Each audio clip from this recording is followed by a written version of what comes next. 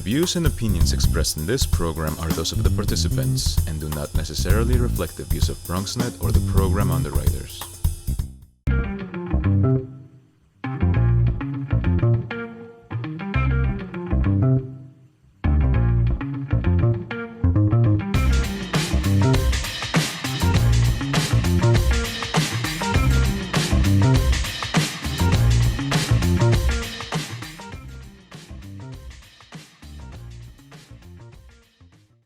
Hey there, welcome to the Bronx Buzz. This is BronxNet's program where we talk to reporters and journalists and writers and editors and filmmakers and musicians if they put something out, videographers and all that. And I mentioned specifically musicians who put something out because we have in our second segment an excellent Bronx artist who is putting out, he has a CD and he's putting out music that includes his daughter, as a matter of fact, about a very important contemporary topic, which I know you'll be interested in. But we're going to start off with a journalist. We met him originally when he was writing at the Mott Haven Herald. And he's now, as I just said to him, moving up the ladder a little bit. He's now an intern at City Limits. And he's written one in particular article that I thought we really ought to go through. So it's my pleasure to welcome Griffin Kelly. Nice to have you with us again, Griffin. Oh, thanks for having me on again. I appreciate it. First of all, just where you're at in your internship. We've talked to numerous interns from City Limits, and our buddy Jean Marie Everly is kind of the editor there and always in charge of the internship program. So what have you been doing as an intern at City Limits? Right now, the two main beats that I'm covering are transportation and arts and culture. So I've done a couple of stories on each, maybe like two or so of transportation and two or so of arts and culture. I've also taken just a few photos. I'd say in terms of the amount of pieces I've written so far, maybe like 6 or something. Mm-hmm. And you enjoy the work. You love this work. This is what you want to do. I do. Yeah. I have asking you. I have an arts and culture background just in terms of like my reporting, but it's nice to learn about transportation because it forces me to learn certain city policies that I knew nothing about before. Right. And listen, I believe we talked about this way back when you've been with us before. Journalists nowadays, you got to know podcasting, you got to know how to do video. Certainly, if you work for any newsroom, they're going to may assign you. They will assign you stuff that you were like, yeah, I don't know anything about that. So this is great. So the story that you wrote that I really caught my eye is about the 4 new Metro North stops that we're getting at Hunts Point, Parkchester, Van Ness, Morris Park, and Court City. And your story, the headline was Bronx residents and a developer weigh in on what future Metro North stations might bring. Mm-hmm. And I think this is fascinating. I mean, it's going to cost $1.5 billion. We're probably not going to really see anything till 2025, 4 more years down the road. But Bronxites would like to see good development. If it's going to happen, let's make it worthwhile. What did you discover in your reporting of the Metro North stations that are coming to the Bronx? Mm-hmm. So I attended meetings for both the Parkchester Van Ness stop and I believe the Morris Park stop. And, a lot of people are excited. I want to say that right away. They're excited because these are places that access to a subway is pretty difficult. You might need to take a bus and walk a couple of minutes or maybe more than a couple of minutes to get to either the 6 train or the 5 train. I think this is kind of part of a big push that both the city and state are doing, where they want to make the Bronx a little less car dependent and maybe catch up to the type of infrastructure that Manhattan and Brooklyn has. So some people are really excited. They're like, oh, I can get to Midtown Manhattan in about 15 minutes as opposed to an hour of what I used to commute. And this is all part of the Penn Station Access project, which is supposed to make it easier for people from the Bronx, Westchester, and Connecticut to get to Midtown Manhattan. And also, let's interject, lessen the extreme load that's on our highways. Mm-hmm, of course. Keep cars out of Manhattan, give people greater options. I mean, there's many win-win-win things here. So what were people saying? And folks who have been involved in the Bronx and know what Bronx people are thinking about can already imagine what some of the concerns are. Yeah, so these meetings, they were hosted by the Department of City Planning, and it's basically they're seeing it as an opportunity with these Metro North stations coming in. How can we develop the surrounding communities? And while some people are excited about the easy access to the trains and things like that, other people are concerned that this can lead to gentrification because in the DC, I mean, the Department of City Planning, outlines right now, they're very basic, very broad. They're still very much in the planning phase, like the name of the department says. Uh, some of their ideas include, adding mixed income housing, bringing in new types of businesses while still supporting the old ones. And as nice as these things sound, there's still people who are always going to be cautious that, okay, I don't want to get priced out of my neighborhood that I've been living in for Sure. decades. Griffin, as you know, I've been doing media in the Bronx for a lot longer than you. People in the Bronx have a chip on their shoulder. They've been burned so many times. There have been development projects that have gone out of whack, and all of a sudden prices have gone up. I mean, we've covered them all. The Jerome Avenue rezoning, there's still dissatisfaction. There was displacement there. The Southern Boulevard rezoning was turned away. The council member was concerned again that there wasn't enough documentation. So I want to start with the positive, and then we'll go to the negative. The positive is, for the first time that I can recall, there's really a look at the whole picture. Where you mentioned it and you talk about it in the article. I mean, the outreach, the area studies, they're talking about safer streets for pedestrians and cyclists, more parking space, more park space, championing old and new businesses, setting up a job pipeline. I mean, these are all check marks for people in the Bronx. The problem is when we, I don't want to stay with the problem. Let's stay positive. This is an overall look at what we might get. That is a first, because normally they'll put up a mall and then 2 years later they'll say, we never figured out the traffic plan. So I guess from that point of view, the city is trying it the right way. Yeah, I would say so. I think a big portion of these development plans that could come are, like you said, making safer streets in terms of crosswalks and signage, as well as new bike lanes. This is kind of separate, but it's a little tangent. Also coming to the Bronx soon, I'm working on a story about this, is the first e-scooter pilot program.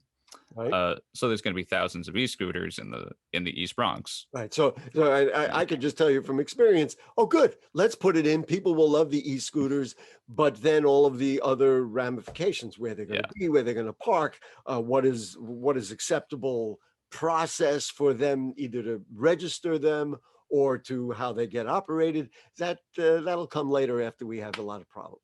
So then on the negative side is, gentrification is a big thing.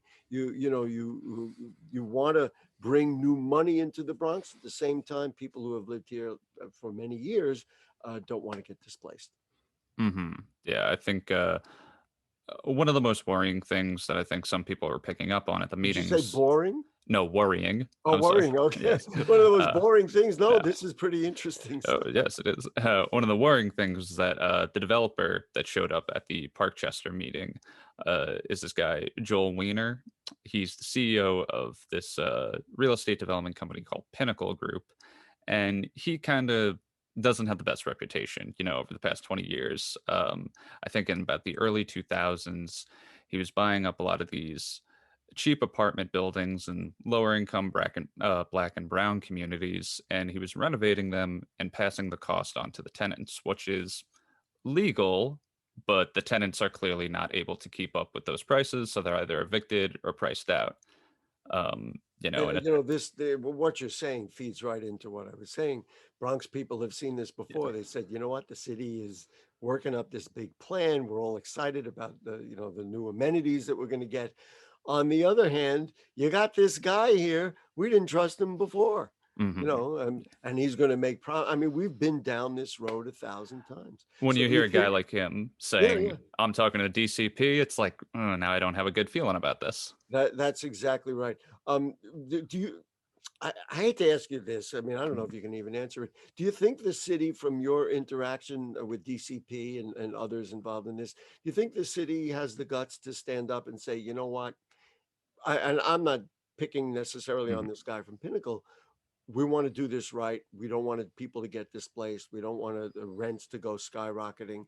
And they manage it in a way that will incorporate these concerns.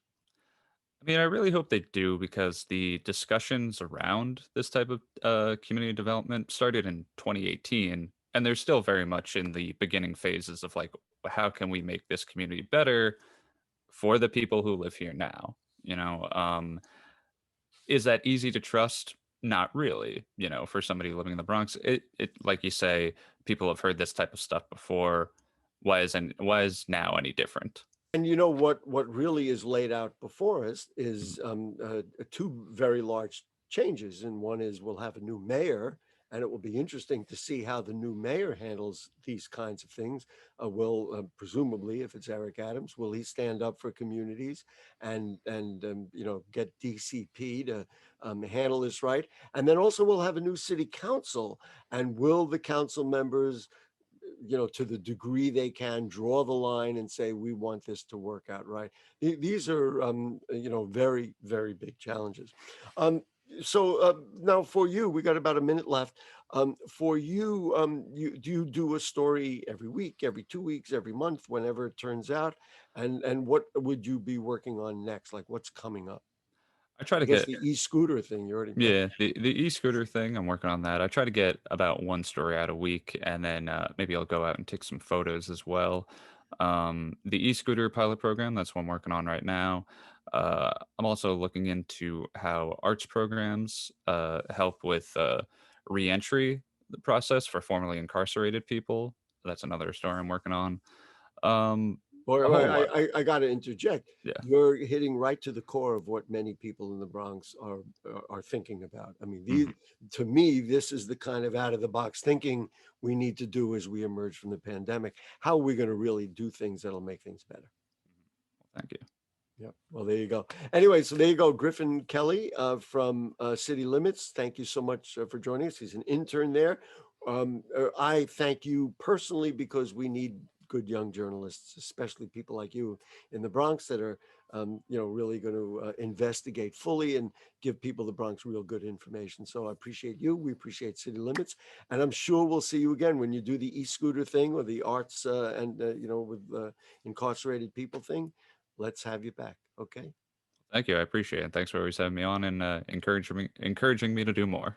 Hey, we need journalism in the Bronx. You have advocate numero uno right here. Anyway, Griffin Kelly from City Limits. We're going to take a short break, and then when we come back, you are going to definitely enjoy the next segment that involves music, art, and Black and African culture. Don't go away. Who's most at risk for coronavirus? People over 65, people with underlying medical conditions like heart disease, chronic lung disease, asthma, diabetes, people undergoing cancer treatment, and people with weakened immune systems. What should you do if you or a loved one is at higher risk? Avoid close contact with people, avoid crowds, stay home if you can, wash your hands frequently, learn more ways to protect yourself and others at coronavirus.gov. If you're struggling to afford your internet bills during the pandemic, there's a temporary government program that may be able to help. It's called the Emergency Broadband Benefit, and it provides up to $50 monthly discount on your broadband bill to qualifying households. Find more information about the program, including if you qualify and how to enroll, at fcc.gov/broadbandbenefit, or call toll-free at 833-511-0311. That's 833-511-0311. We know that people are dealing with the health crisis, but there's also a lot of food insecurity. We're giving out healthy food options, and that's what's key here. If you're a senior, you have a disability, they'll actually deliver meals to you. The residents are anxious, they're worried, they're scared, they want to be tested. When things were happening in our community and we couldn't get the help. There's almost a presumption of criminality that attaches to your skin color. The site will prioritize those who are at highest risk in the population. If you feel symptoms and you'd like to visit one of these COVID-19 testing sites here in the Bronx, you may call the State Health Department's hotline. Important to note about this site is no reservations are needed. This is a walk-in clinic. A lot of us are out of work and looking for something to do. We have the machinery and the skills to make large scales of these masks and gowns. Take care of your people. It's going to go way further than we actually can understand. Right now, employees like myself are just adjusting To the new reality. Reporting from Bronxnet, this is Tran.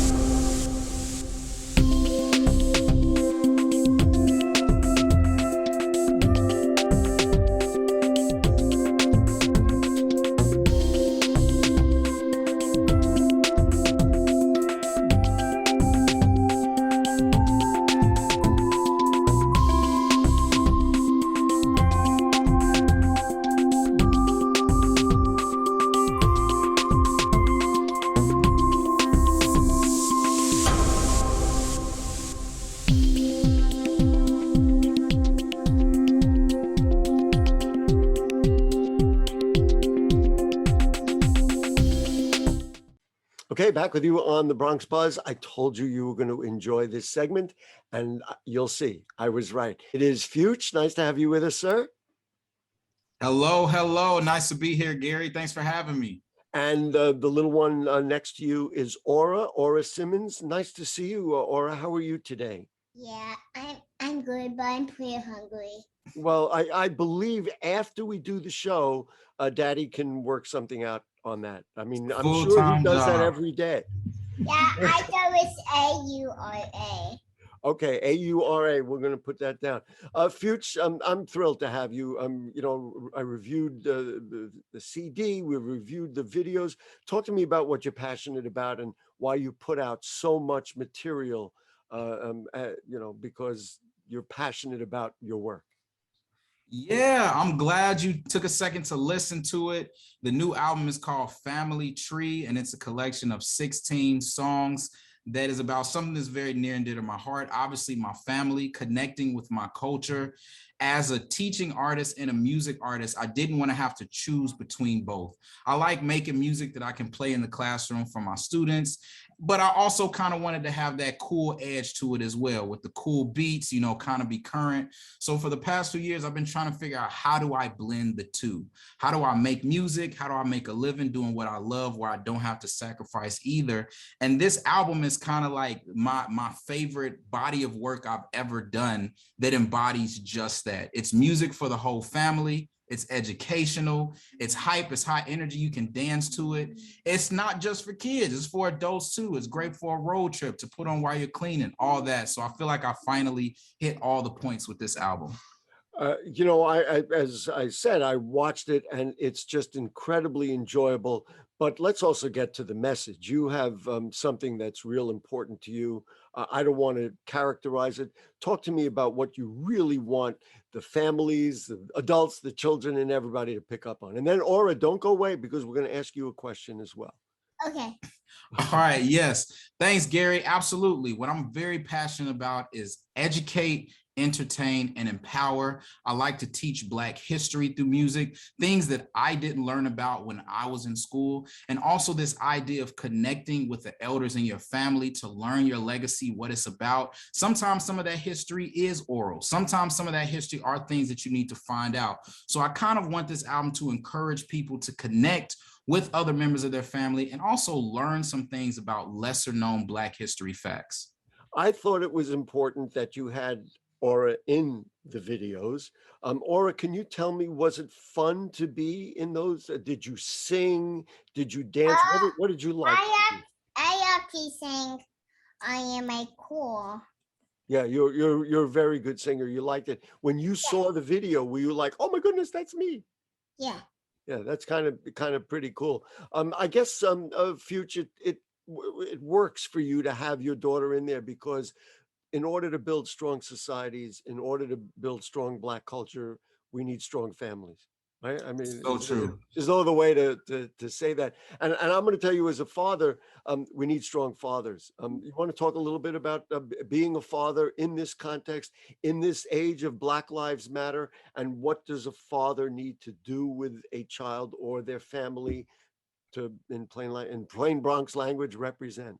Yeah, one of the things I've learned is presence is the most important. Being there, patience is really important as well. Having a structure, being disciplined, being a disciplinarian in some kind of ways, but also just understanding that having examples of it. Thankfully, I had examples of great fathers and father figures in my life.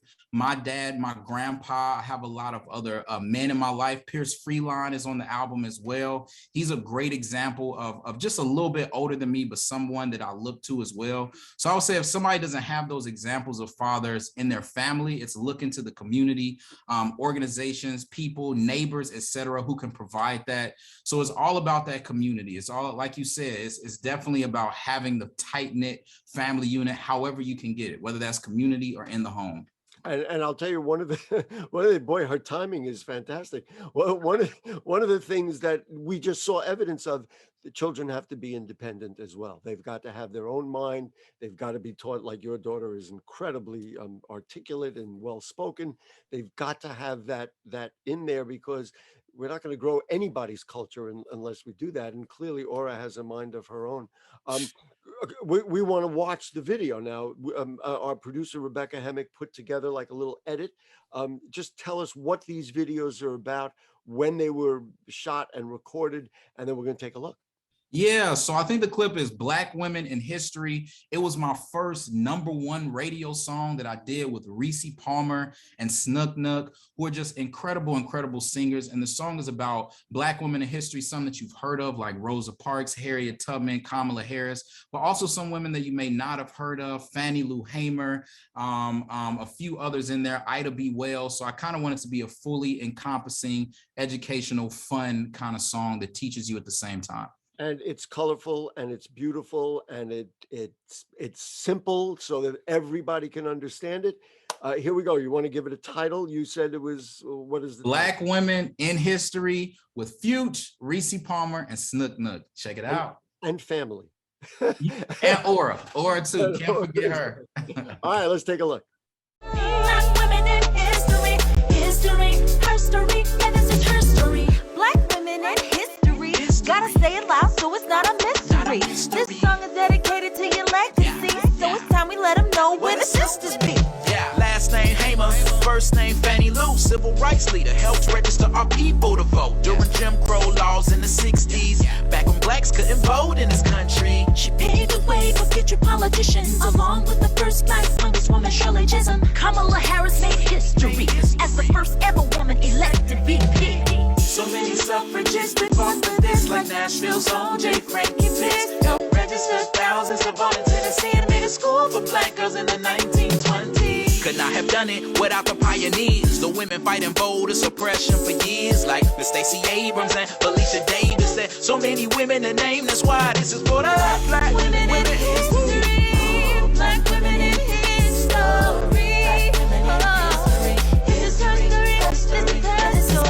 It's beautiful, and all the videos are beautiful. We'll get a URL where people can find them. Talk to me about what parents need to teach their children. Aura's obviously young; she's not going to be able to articulate some of the things. How do you bring her up, and how can parents bring their children up in this context so they understand their own background, their own history, be proud of who they are? It's especially with everything that they see and hear on TV and maybe in the streets of the Bronx. You know what? One of the things that I first noticed as a teacher, but then as a parent, children don't have a problem with tackling some issues that might be tough issues for us to talk about. For them, they don't have some of the global ramifications that we have, some of the sensitivities to maybe stay away, to not offend. Children will jump right in. So I think it's really just introducing them to things at an early age, introducing them to empathy, to inclusion, to diversity, to the beauty of different skin colors. We've been talking about the shades of brown, the different shades of browns of skins are in some of her books, different hair types, looking at the diversity of all people, just kind of thinking about those things from early on. This idea of empathy, caring for each other, why is it good to share, etc., and having some of these conversations, and she tackles them just fine. I could listen to you talk about this stuff all day. But wait, before Aura goes, Aura, could you do me one really big favor? Would you kiss Daddy right on his cheek? Boy, ain't that what we're really looking for? And you also were very proud before we started the segment. You were telling.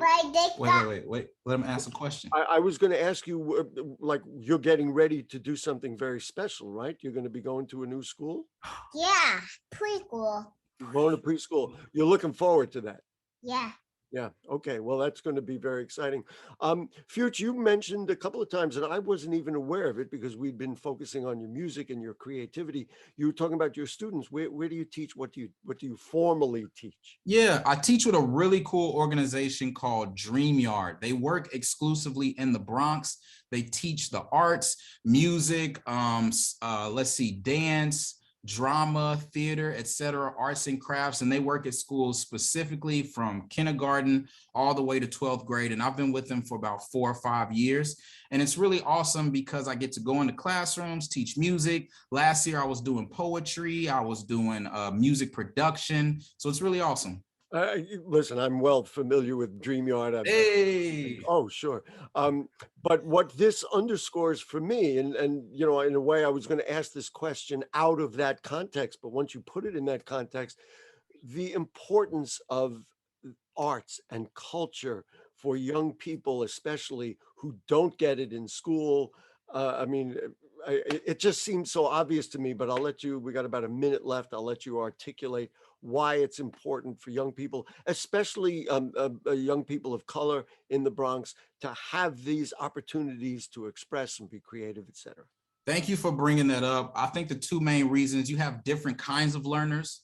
I was more of a hands-on doodler when I took notes. I couldn't really just stay focused on the text. And then also, art gives us an opportunity, like I said, to tackle some of those bigger topics in a creative way that maybe a math class or maybe an English class wouldn't allow you to do. Maybe a science class won't allow you. Sometimes it will, but I really feel that it's a privilege to be able to go into schools and talk about some of these things through poetry and through music to get a conversation going. We're going to have you on Bronx Talk this week, as a matter of fact. People will get a chance. We'll extend this conversation, which I am completely passionate about.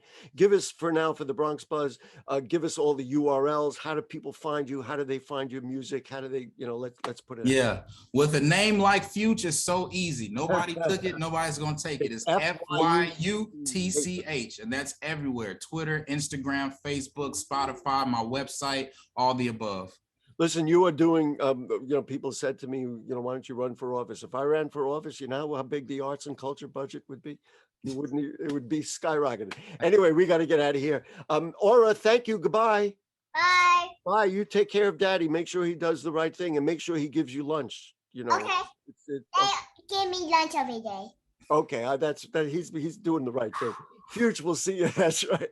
We'll see you around town. Thanks to our great producer, Rebecca Hemick. Our intern is Elliot Adams. I will see you next week on The Buzz. And we're going to extend this conversation on Bronx Talk this week as well. Good night.